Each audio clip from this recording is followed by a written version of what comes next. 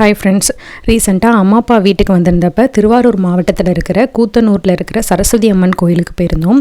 இங்கே பிள்ளைங்களுக்கு பேச்சு வரல, அவங்க நல்லா படிக்கணும் அப்படிங்கிறப்ப ஸ்கூல் ஸ்டார்ட் பண்ணுறப்பெல்லாம் இங்கே அழைச்சிட்டு போய் அங்கே பக்கத்தில் நெல் இருக்கும், அதில் அவங்க பேரை எழுத சொல்லிவிட்டு இல்லைனா ஆ அப்படிங்கிற தமிழ் லெட்டரை எழுதிட்டு அவங்க நோட்டு புக்கெலாம் இங்கே நிறையா வச்சுருப்பாங்க. நிறையா நோட்டு பென்னு பென்சில் தான் வச்சுருப்பாங்க. ஏன்னா சரஸ்வதி அம்மனுங்கிறனால அதில் கூட நீங்கள் ஏதாச்சும் வாங்கிட்டு போய் சாமிக்கு குழந்தைங்க பேரில் அர்ச்சனை பண்ணிவிட்டு அங்கேயே உட்கார வச்சு ஏதாச்சும் எழுத சொல்லுவாங்க. நாங்கள் ரீசெண்டாக ஸ்கூல் ஆரம்பிக்கிறதுக்கு முன்னாடி அழைச்சிட்டு போயிட்டு குழந்தைங்களை எழுத வச்சுட்டு அழைச்சிட்டு வந்தோம். இது சரஸ்வதி அம்மனுக்குன்னு தனியாக உள்ள கோயில். இங்கே சரஸ்வதி அம்மன் மட்டும்தான் இருக்காங்க. பக்கத்தில் ஒரே ஒரு விநாயகர் இருப்பார், அவ்வளோதான்.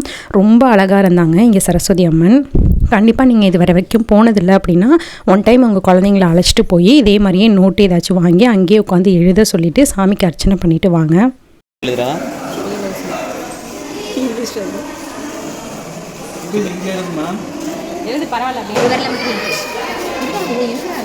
எழுதுறா தம்பி, நீ விடு தம்பி.